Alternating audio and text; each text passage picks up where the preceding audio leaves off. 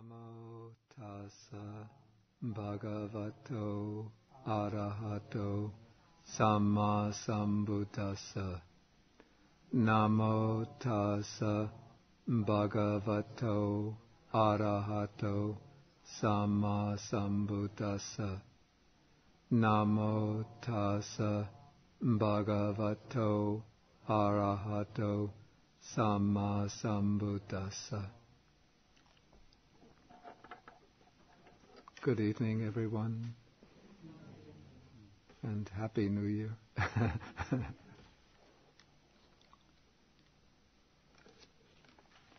Okay, tonight we will begin the study of a new sutta. This is called the Great or Larger Discourse on the Destruction of Craving.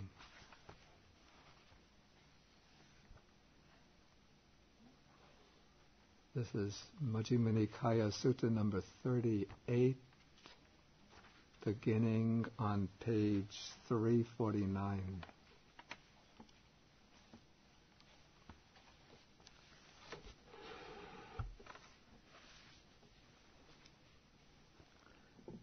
And the beginning of this sutta is somewhat similar in structure to the beginning of the Alagadupama Sutta, the sutta that we studied just before the Christmas break, and that it begins with one monk adopting a wrong view, the monks trying to dissuade him from that wrong view until he eventually comes before the Buddha and gets a good scolding from the Buddha. Okay, in this case, it's a wrong view that arises to a bhikkhu named Sati, who is said to be the son of a fisherman. And this view, it's also described as a papaka ditti gattam, that is, a pernicious view. And here the view is expressed thus: as I understand the Dhamma taught by the Blessed One, it is this same consciousness that runs and wanders through the round of rebirths, not another.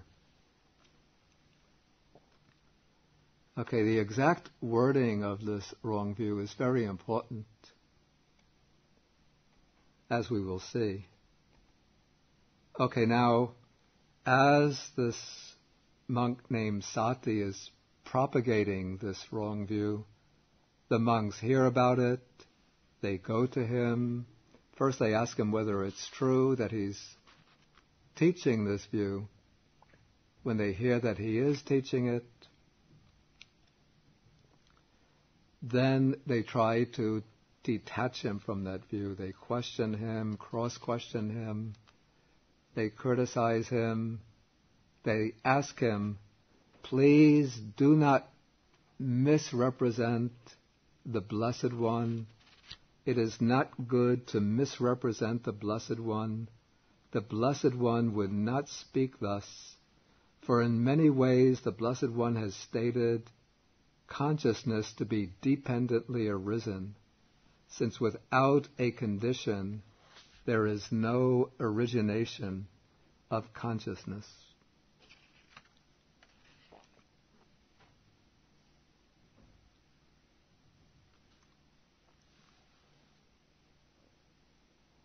Okay, now by presenting these objections, what the monks are indicating is that Sati is taking the view that there is a consciousness which is independent of conditions,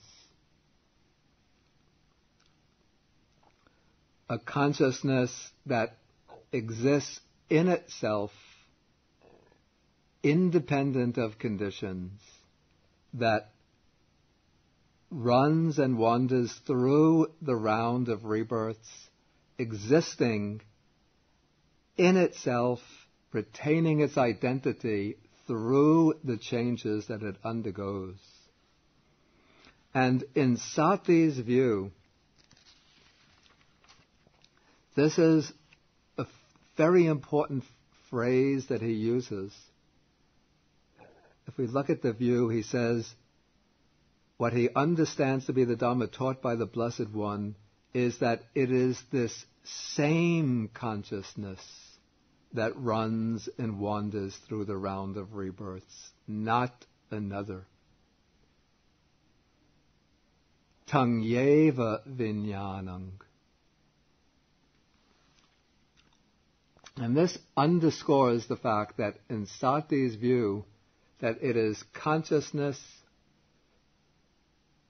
retaining its identity, the same consciousness that does not undergo change, a consciousness that does not undergo any transformations, but a consciousness that remains the same entity, going from one state, from one experience to another within a lifetime, the same consciousness that goes from one life to another, sangsarati, sangdavati, sangsarati, that runs on, that roams on from one life to another through the round of rebirths.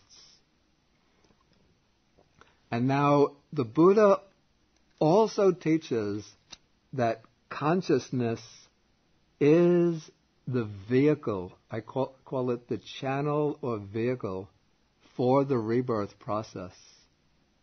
That consciousness continues through the rebirth process, according to the Buddha as well. And so if one just reads this superficially, one might get the idea that Buddhism is rejecting the continuation of consciousness beyond death and is holding that consciousness comes to an end at death. And so what the Buddhist monks are criticizing Sati for holding that consciousness continues beyond death, for holding that consciousness transmigrates to a new state of existence. But that is not the point of their criticism. In the Buddhist view, consciousness does continue from life to life, but consciousness continues as a changing process, an ever-changing process. But in the view of Sati, consciousness continues as an unchanging subject of experience. An unchanging, he doesn't use the expression here, but it continues as an unchanging self, an Atman.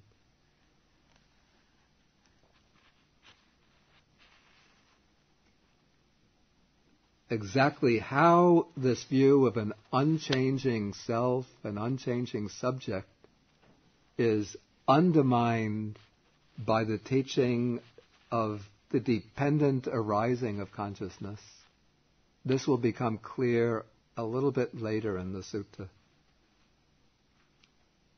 But for now, let's go back to the drama that's unfolding here. Okay, the monk Sati is questioned, cross-questioned by the monks. Okay, we're on page 349, the bottom of 349. But even though the monks bring forth many arguments, they're not able to convince him to give up his view. He seems to have been a very, what do we call him, a pig-headed, stubborn fellow.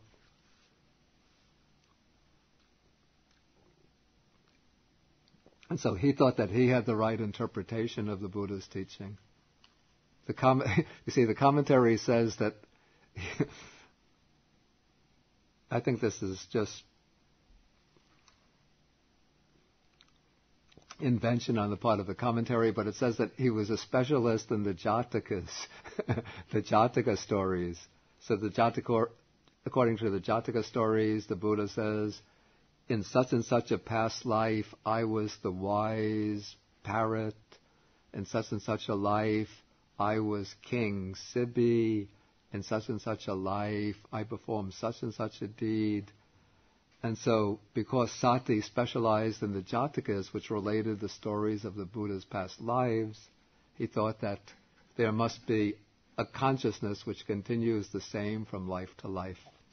And therefore he grasped on this idea, and he must have been appealing to these Jataka stories as proof for the view that it's the same consciousness that continues on. Okay, so eventually the monks come to the Buddha. They present the case to the Buddha, and the Buddha calls Sati up. And the Buddha, typically, he doesn't immediately criticize Sati, but first he questions him and says, is it true that you hold such a view? Then the Buddha repeats the view, and Sati confirms this and says, it's exactly this way, Venerable Sir, that is my view. Okay, and now the Buddha asks a very important question that the monks themselves didn't ask. But this question brings out the real meaning of Sati's wrong view. It brings out the full implications of Sati's wrong view. The Buddha asks Sati, here I'm in the middle of the page, he asks, what is that consciousness? And Sati replies, it is that which speaks and feels and which experiences here and there the result of good and bad actions. In other words, that which experiences here and there the result of good and bad karma. And now by this definition of consciousness, Sati is almost explicitly identifying consciousness with the self, with an Atman. And that this is so will become clear if we go back to Sutta number 2, which we had studied quite some time ago, about a year and a half ago. We come to page 92, towards the bottom of the page.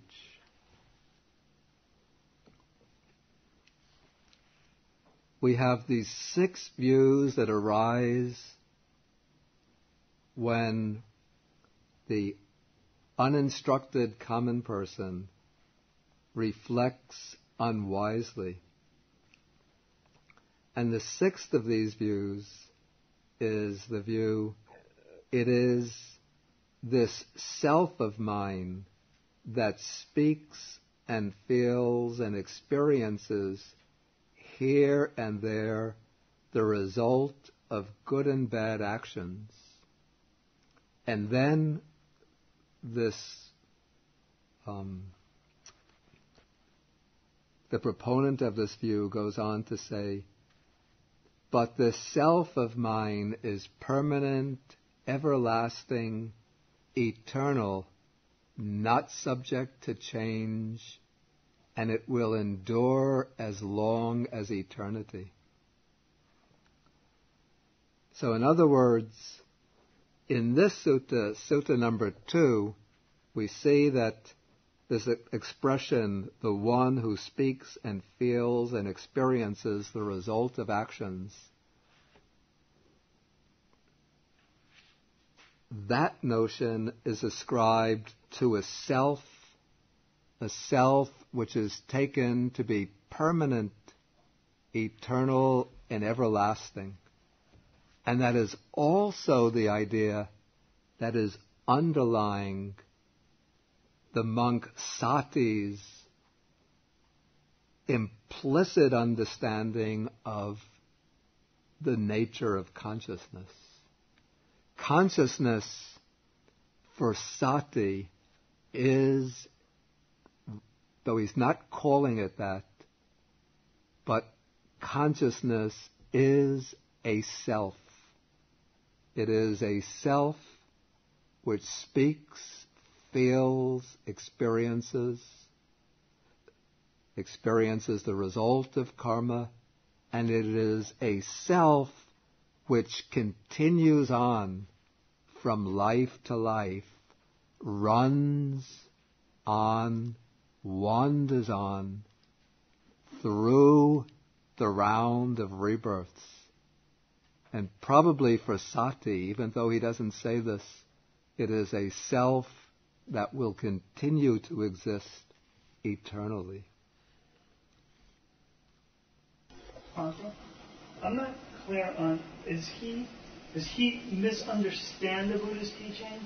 Does he know he's in conflict with the Buddha's teaching? Does he think he's teaching something else? It's quite clear that he misunderstands the Buddha's teaching. Yeah. He misunderstands it. It seems to me that he must know that let's say that it's been made clear to him that he's misunderstood it, because the monks have presented arguments against his position, and he's just refused to accept those arguments. And so many times in the suttas there's some sort of monastic or ascetic who is saying, I'm teaching the true Dharma. And he doesn't seem to be saying that necessarily. I'm teaching. They're setting themselves up as a teacher in opposition to the Buddha. Well, he is not doing that because he is a bhikkhu, he's a Buddhist monk. So he wouldn't set himself up as a teacher in opposition to the Buddha. But he is thinking that, you see, because he is saying, as I understand the Dhamma taught by the Blessed One, so he thinks he understands the Dhamma correctly, even though the monks have, in a group, they've gone to him, and these would probably be monks who have established a reputation as being reliable interpreters of the teaching. And so it's probably pretty clear that he's being sort of somewhat stubborn and perverse in his insistence on that view. This is called Sandittika Paramasa. I forgot, in English it comes out, adhering stubbornly to one's own view and rejecting it with difficulty.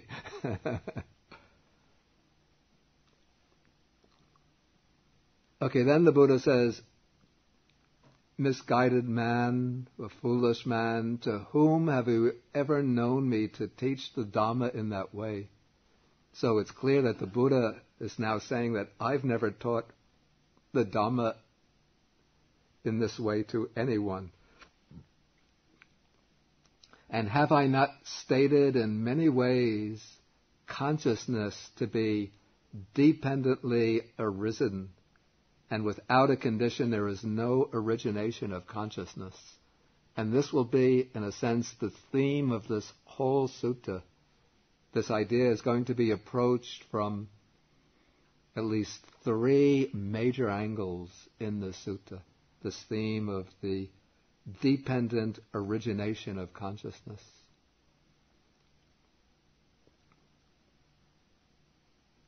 Okay, and then the Buddha goes on to say, this is the kind of reproach that here I should have inverted that in the Revised Edition. Change the wording a little bit. But you, misguided man, by your wrong grasp, that should come first, by your wrong grasp have misrepresented us and injured yourself and stored up much demerit, for this will lead to your harm and suffering for a long time. You see, the Buddha doesn't mind if somebody has doubts or questions, or even if somebody misunderstands the teaching. But in this case, this person has been obstinately and persistently insisting on his interpretation. And then the Buddha goes on to question the monks and to show that when the monks are questioned, they confirm that in their view, the Buddha has always taught that consciousness is dependently arisen, and that without a condition there is no origination of consciousness. Okay, and now with the section called the conditionality of consciousness, this I would call the first demonstration of the dependent origination of consciousness. There'll be 3 demonstrations, or 3 ways in which the dependent arising of consciousness is demonstrated. The first demonstrates the dependent arising of consciousness, I would call it the dependent arising of consciousness through, I'll use the expression, concurrent conditions. That is, through conditions that exist along with, roughly simultaneous with consciousness. I say roughly simultaneous with, or maybe contemporaneous with, since it's not exact momentary simultaneity. There's little differences in time. Okay, we're in paragraph 8 now. Okay, and taking it from this angle, consciousness is reckoned or designated by the particular condition dependent upon which it arises. Okay, when consciousness arises dependent on the I and forms, that's visible forms, it is reckoned as I consciousness. When consciousness arises dependent on the ear and sounds, it is reckoned as ear consciousness. When consciousness arises dependent on the nose and odors, it is reckoned as nose consciousness. When consciousness arises dependent on the tongue and flavors or taste, it is reckoned as tongue consciousness. When consciousness arises dependent on the body and tangibles or tactile sensations, it is reckoned as body consciousness. When consciousness arises dependent on the mind and mind objects or mental phenomena, it is reckoned as mind consciousness. Okay, so we have 2 types of conditions, necessary conditions for the arising of consciousness. Okay, now when we use the expression or the word consciousness, you see, we take consciousness as a kind of abstract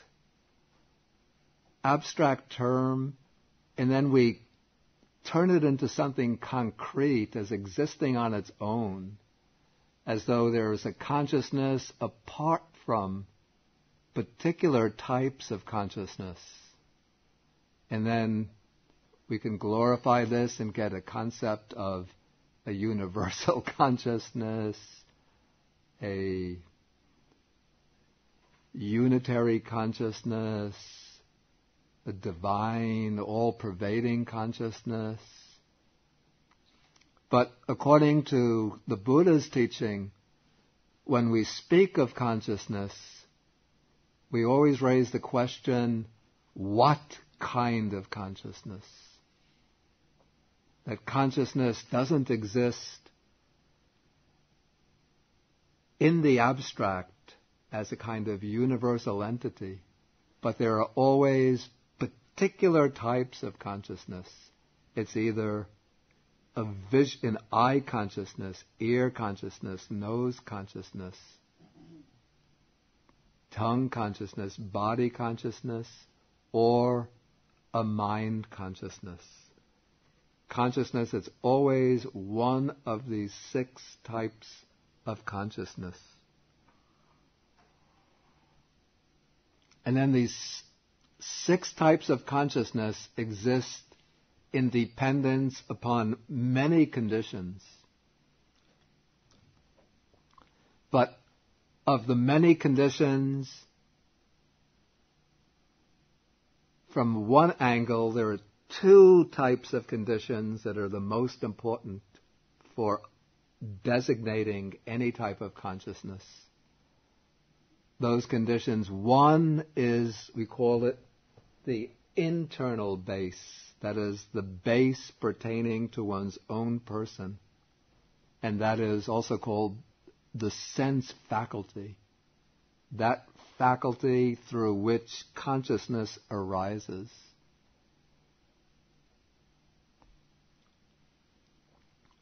Okay, now what unites or unifies all of these types of consciousness is a similar function. That function is, we use the word cognizing an object, knowing an object, being aware of an object.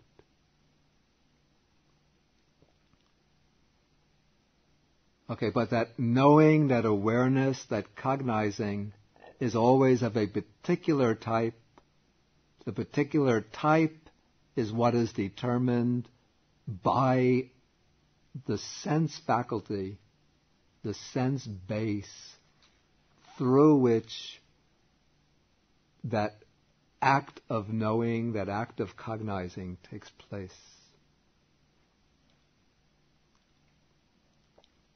Only if there's something, unless there's something unclear that I said, otherwise it isn't a discussion period right now.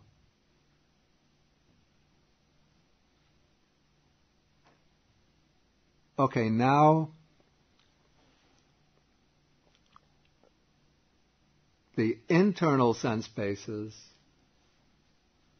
I've said this previously, but I'll repeat it, are not the gross physical organs, but they are the particular types of matter generally located within these physical organs, which have the capacity to respond to particular types of sense data. So that what we call the eye is not the eyeball itself, but it would be the type of sensitive matter located someplace within here that is able to respond to light and to transform light into visual images of the world. Similarly, the ear is not these 2 flappy things, but something located inside the ear channel that can turn vibrations of air into meaningful sounds. Okay, and so we have the internal sense base, the sense faculties, and then corresponding to them, the sense objects, visible forms, sounds, smells, tastes, tactile objects. And now the case with mind consciousness, the mind base, mental phenomena, it's a little different than with the others, because the mind consciousness is not restricted to its own class of objects. The other 5 types of consciousness can only take their own objects. Eye consciousness can only take forms. One doesn't see sounds, one doesn't taste colors. So some people back in the 1960s, when they used to take LSD, they say they taste colors and hear smells, but without support of those types of substances, one doesn't sense other types of objects. But mind consciousness is able to do that. Mind consciousness is on a perpetual trip, one could say. Mind consciousness can take the objects of the other sense faculties.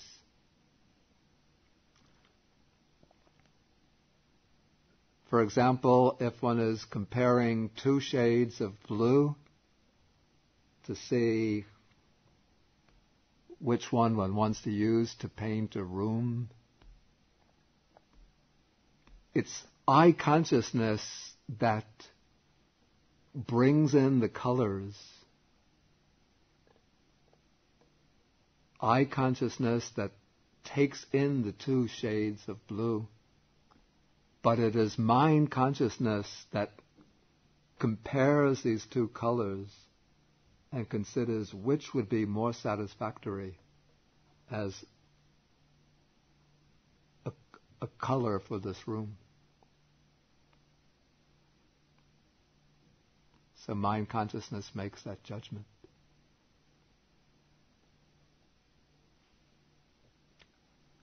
Okay, so we have these 6 types of consciousness, each with its own sense base, its own type of object. Okay, and then in addition to the 5 types of sense objects, the mind consciousness takes its own type of objects. What are the objects of mind consciousness called the Dhammas or mental phenomena? They would be all types of ideas, images, abstract qualities, things that cannot be reduced to objects of the senses, of the other 5 senses. Okay, maybe Jim, now you had the question? Question, where does intuition fall into consciousness? Oh, intuition would be a function of the mind consciousness.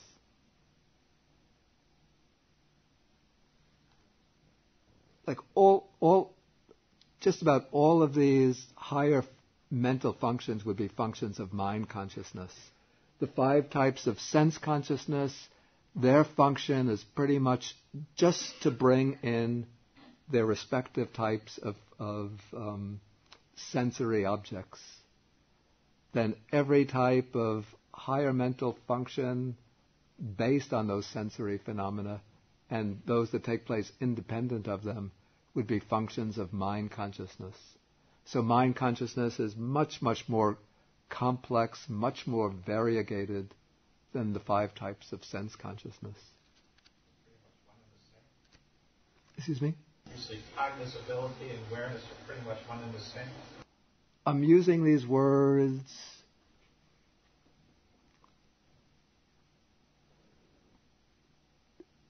to capture,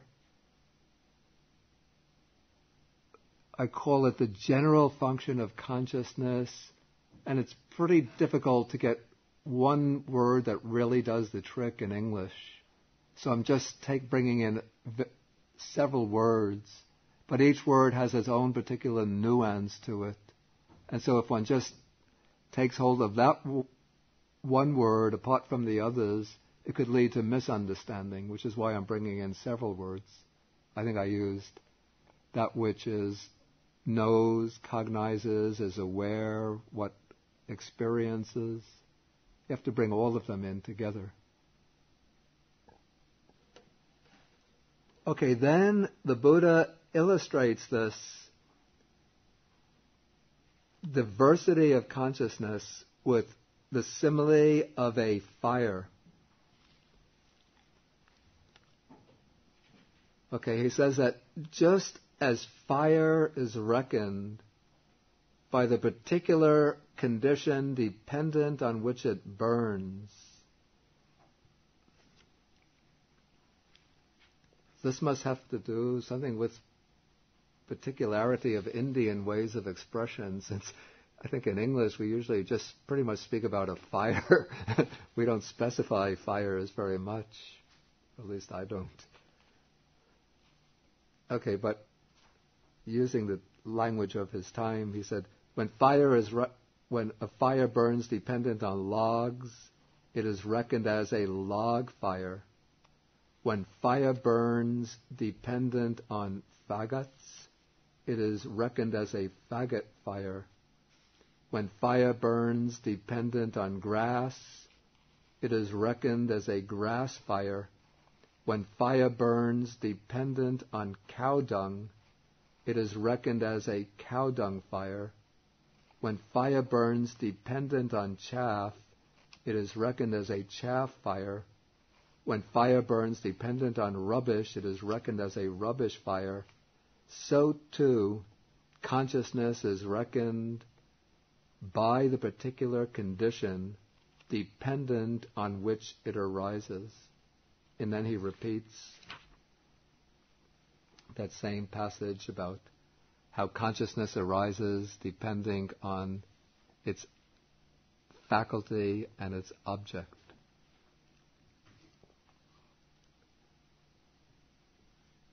And now,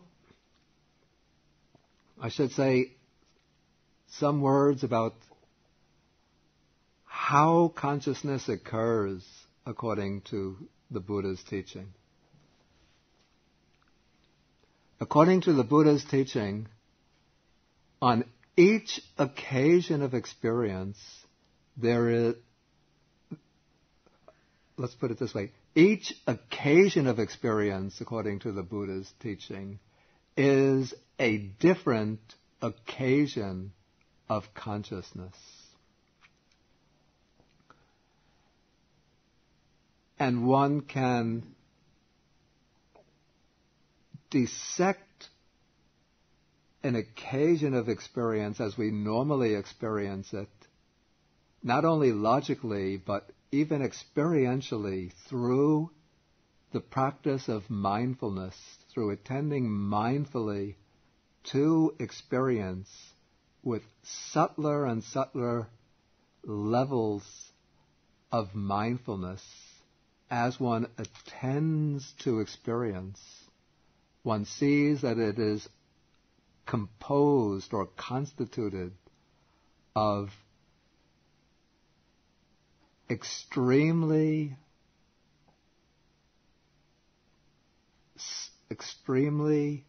brief, extremely rapid occasions of consciousness.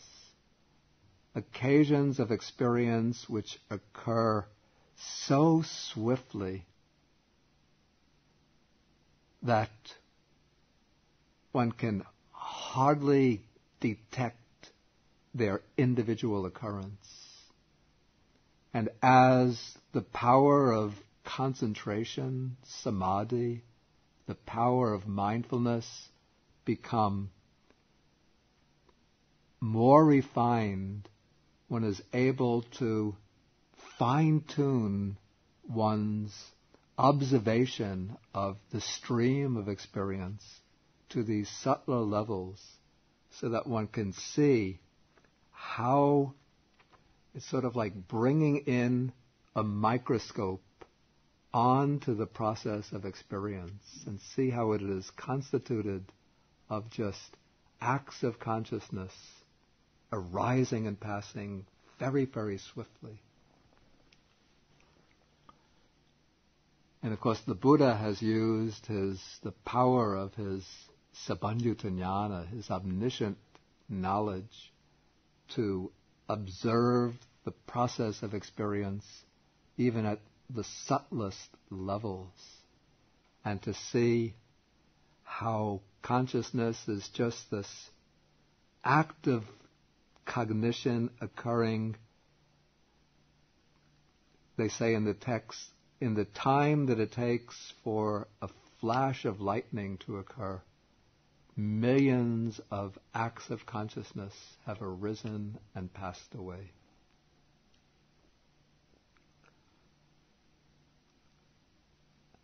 And so each act of consciousness arises, occurring very, very swiftly. It arises, along with it comes a whole bundle of associated mental factors. When it arises, it's always based upon a material foundation, which is also undergoing rapid change. It's taking an object, often a physical object, which is also undergoing rapid change. And then consciousness passes away. But when it passes away instantaneously, immediately another act of consciousness arises. And that passes away. Another arises and passes away. And as each act of consciousness arises and passes away, it conditions the arising of the next act of consciousness. So each act of consciousness is arising conditioned not only by its sense base and its object, but it's also conditioned in a very significant way by the preceding act of consciousness. And in this way, because each preceding act of consciousness conditions the arising of the next act of consciousness, in this way, there is a continuity to experience. So that even though each act of consciousness is distinct, even though each act of consciousness is discrete, there is a continuity of experience, so that our mental life is not just a series of disconnected, incoherent jerks of irrational experience. But there's continuity, consistency, order, meaning within this constantly changing, discontinuous stream, or better, series of occasions of experience.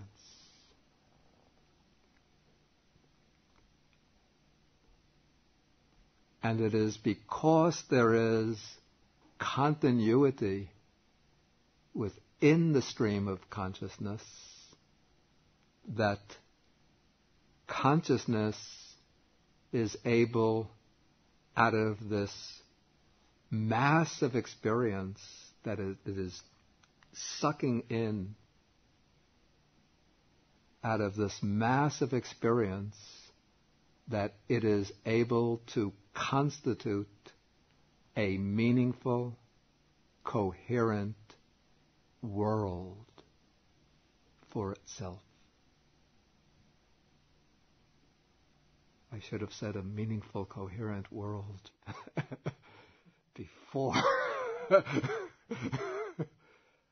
hope the NSA isn't listening.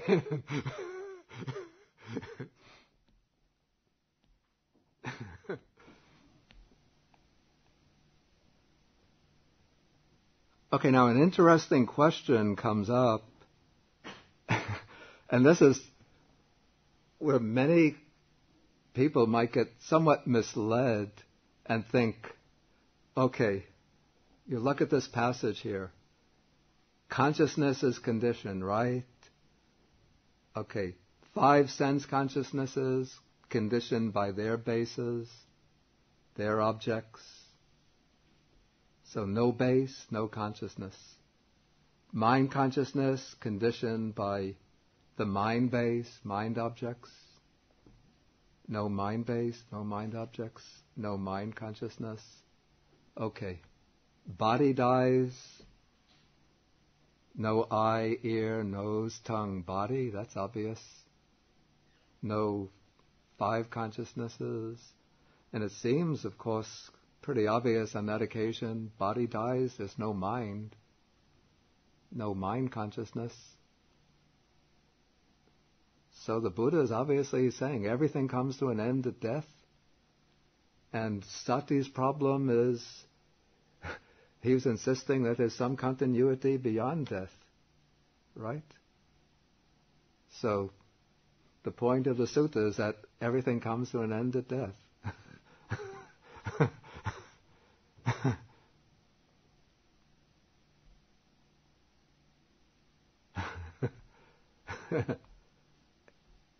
Anybody have a different opinion? How to get around that one?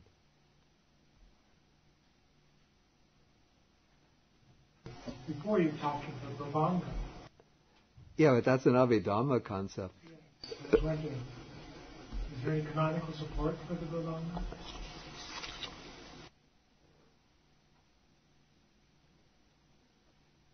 Trying to think whether there's sutta support for it. There's not very clear sutta support for it. Doesn't the final moment of consciousness is death, condition, the first moment of rebirth?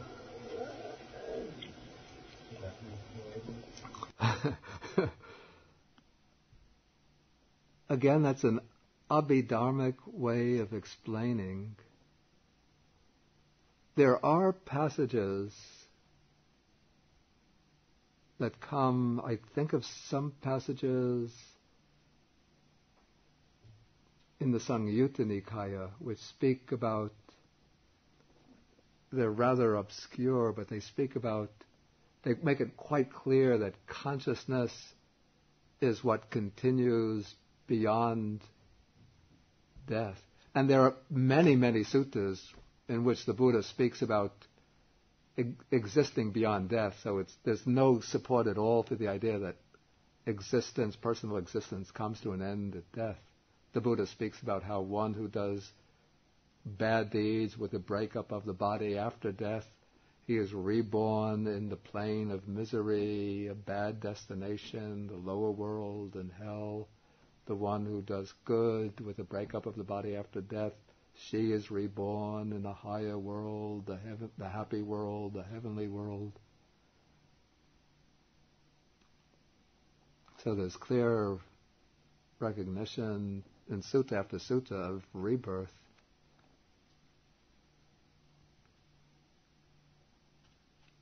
Okay, it seems that this became a problem that the various Buddhist schools had to deal with. The way, I guess most Buddhist schools, including the Theravada school, dealt with it is by taking a type of mind consciousness, a mano-vijnana, as that which becomes the vehicle, what I call the channel or vehicle for the rebirth process. And now, what's called mind here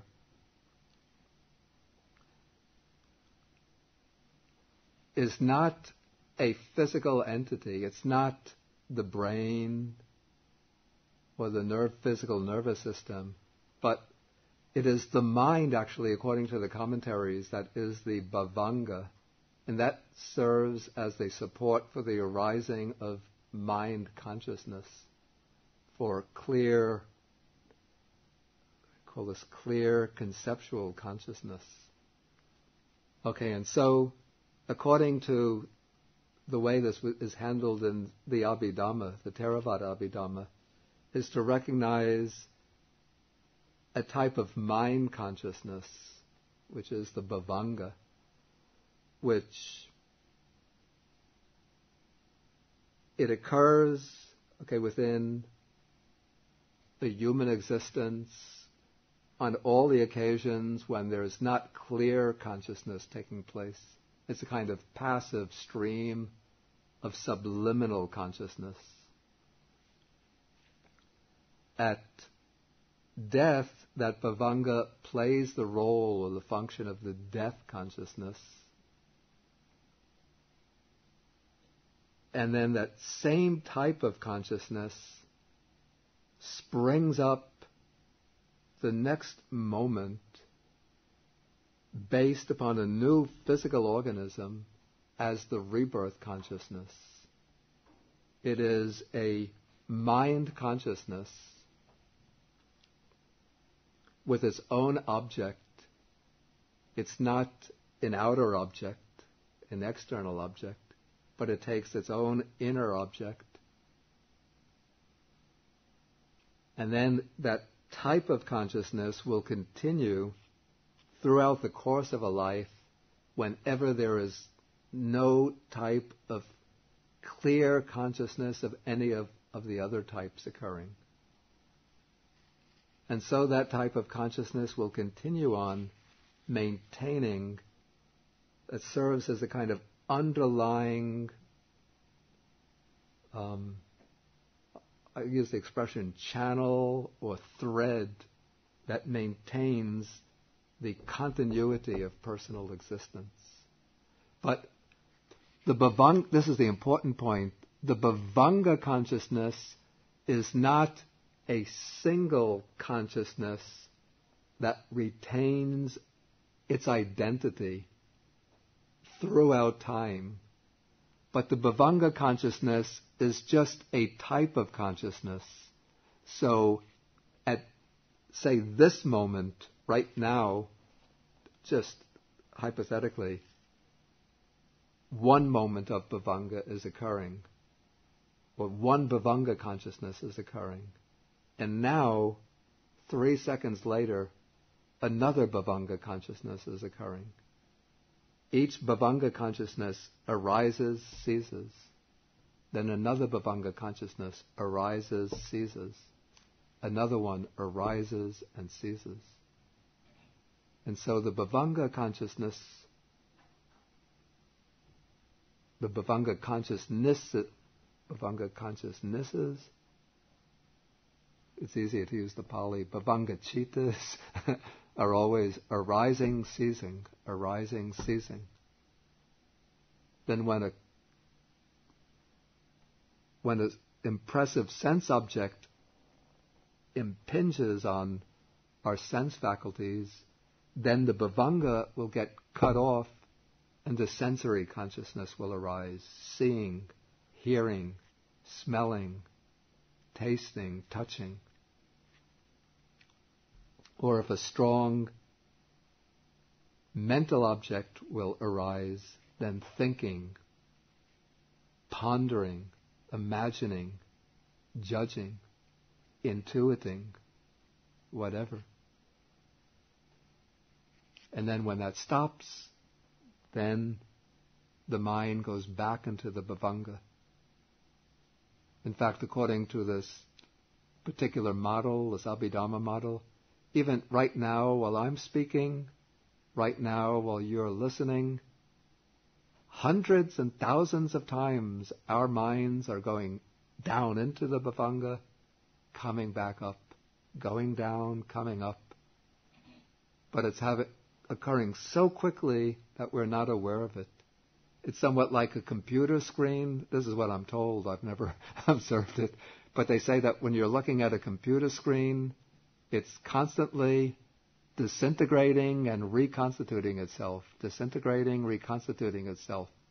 But you're sitting there reading it. Maybe you're reading some text. Somebody tells you that screen is dissolving. Somebody says, don't look at the screen, don't read the screen. You'll ruin your eyes. It's constantly disintegrating and reconstituting itself before your eyes.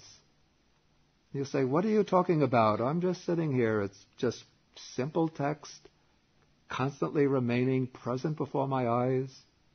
You better go see an eye doctor or a psychiatrist. But in fact, it's true. Or at least if what they tell me is true. the image, it's hundreds of times, thousands of times a second, disappearing, reappearing. Is that true? Some specialists? 60 times? 60 cycles per second.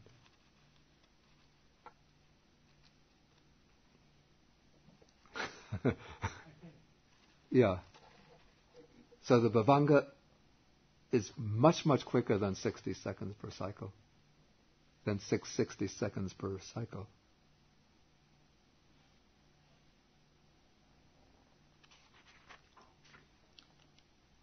Okay, any questions or comments? Well, I was at depth with the disintegration of the brain, which is the seeds of consciousness. It implies that there's no base for consciousness until we're within. Yeah. Yeah. But in the immaterial realm, Yeah. there's no physical base for consciousness. That is right. So it's not necessary to have that physical base. That is true.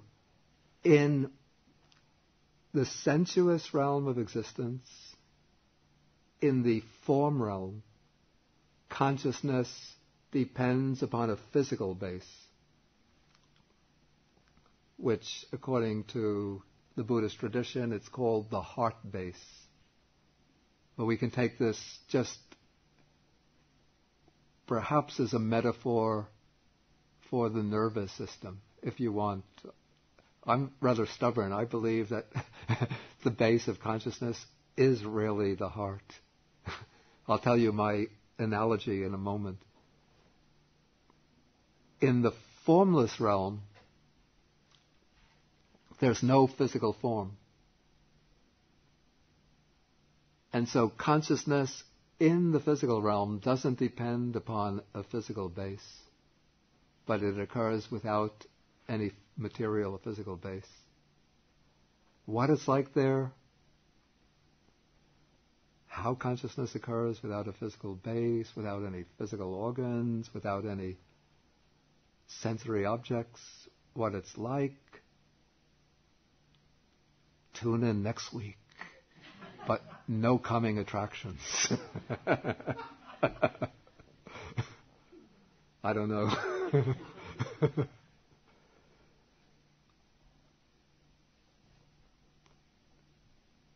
Now my analogy for the way consciousness arises from the heart really does have the heart base, but we can still accept the current physiological model of the brain as being very important for the functioning of consciousness. Again, I will take the computer as my analogy. Okay, we're working a computer, somebody tells you, what is the real, you say the nervous system of the computer? What is it that determines how all of the programs of the computer function, how the operating system functions? Where is that all of that lodged? One will say, what would one say? The central processing unit? Let's not be too sophisticated. We'll say the central processing unit. That's where the heart, suppose the hard disk is there, a central processing unit, all of that together.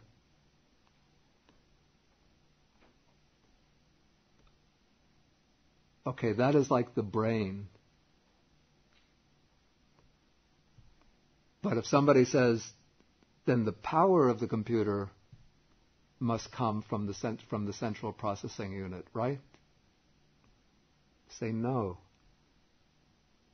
The electricity doesn't come from the central processing unit. The electricity comes from some source, some power source of power supply.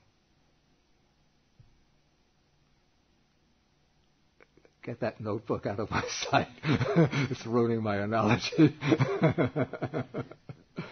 Okay, even with the notebook, yeah, the battery is separate from, right, the battery, in fact, that's better than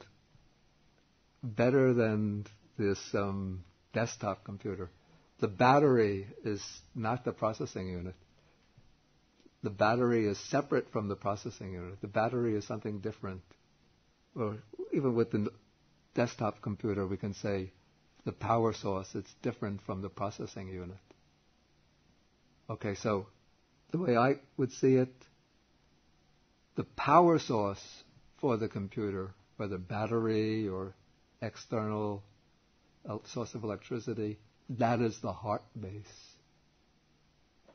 Which doesn't mean that it's this physical organ, is the thing that pumps, that is the base for consciousness. But there's a very, very subtle type of physical phenomena here. And it is from this that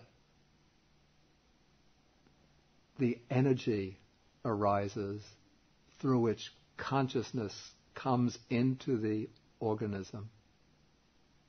And consciousness comes in through that up into the nervous system, into the brain. And the brain does all of the processing through which all the cognitive functions take place. And this is why when brain death takes place, it doesn't mean the end of the stream of consciousness, vijnana.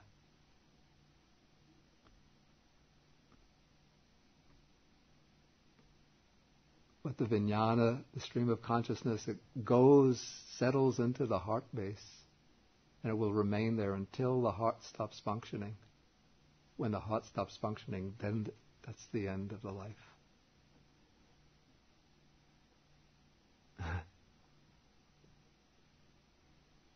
Any further questions? Jim? When you talk of formless, is timelessness part of formless? Part of the formless existence. Existence in the formless realm is not timeless, but the time scale is vastly extended beyond our time scale. Okay, this is the scale in the formless realm. In our particular physical universe, they speak about its beginning with the Big Bang. They say, I think the current speculation is that the Big Bang started 17 billion years ago. I think that's the present figure, 15 to 17 billion years ago. The universe is expanding outwards. There's some uncertainty among scientists whether it's to continue expanding indefinitely, or whether it depends upon the amount of dark matter in the universe.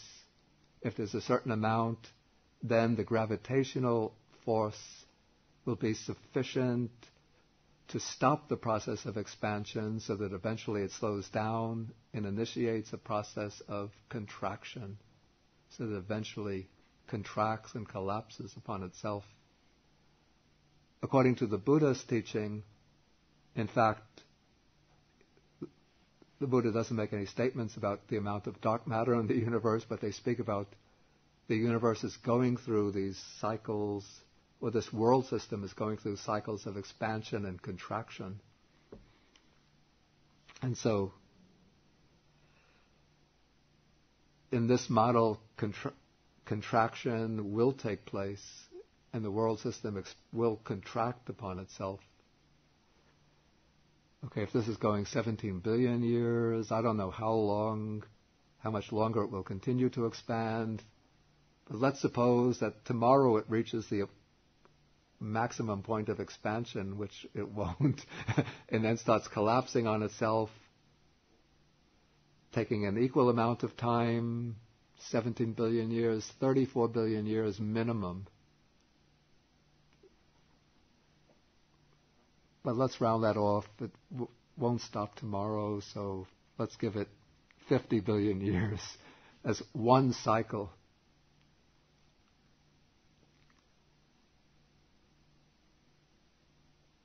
Okay, that is one cosmic aeon.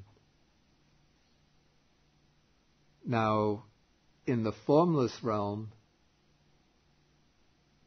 the lowest level, and there are 4 levels in the formless realm, the lowest level, the lifespan consists of 20,000 of those.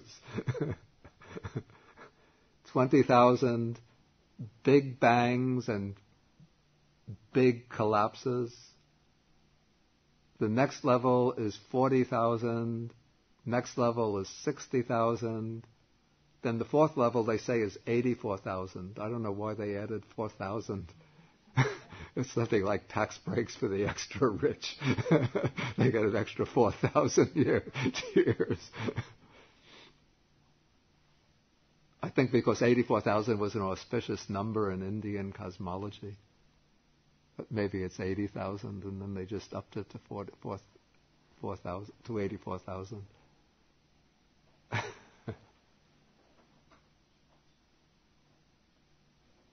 So for those beings,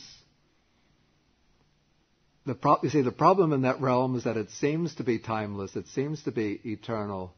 So and the beings there spend so much of their time in this deep, very peaceful samadhi, and they have no sensory experience, so they're not distracted by the changes in form, sounds, which usually signal to us the passage of time. Like if one goes into a sensory deprivation unit, one doesn't have such a clear sense of the passage of time. Of course, it's movement of forms and sounds that signify, or that signal passage of time. So that they think that they are there for eternity. But then eventually the time comes when, I can't say an alarm clock goes off because there's no hearing. Nobody sort of taps them on the shoulder because there's no shoulder to be tapped. But eventually they get somehow the message gets through to them that the time has come to put an end to the holiday, and then they have to sign off and drop away from that realm and take rebirth someplace else. So in the formless, timeless, and Buddha in enlightenment, when there's no original determination on the mind, if you would, or in form, senses, and all the rest, there's no dependent origination at any of those points. Don't you really come to a formless and timeless state that you're talking about? And consciousness as we know it, quote unquote, as we know it, really doesn't exist in this form.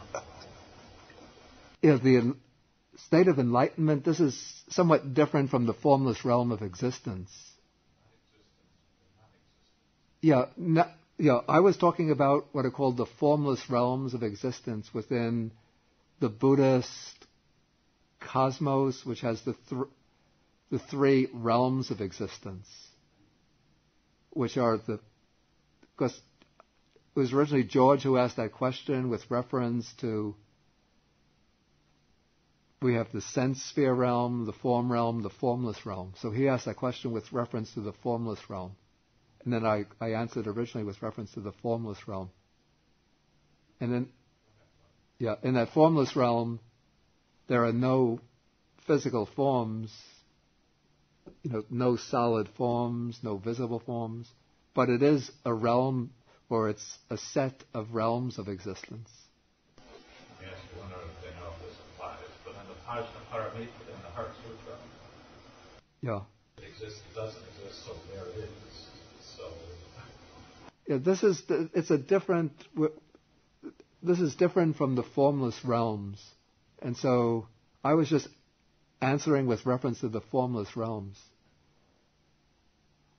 Okay, I think we have to stop now. Our time is up because we are still in a sensory realm of existence, and in a monastery in which there's also a time limit.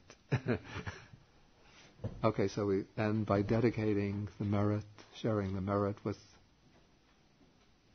the devas who are very close to the human realm of existence, the earth realm, the earth-dwelling devas, the bhutas, the yakshas, and all other beings who are able to participate in this act of merit, wishing that they will protect the Buddha's sasana, the Buddha's teaching, protect the world protect all the forces of goodness in the world, and protect all beings from harm and suffering.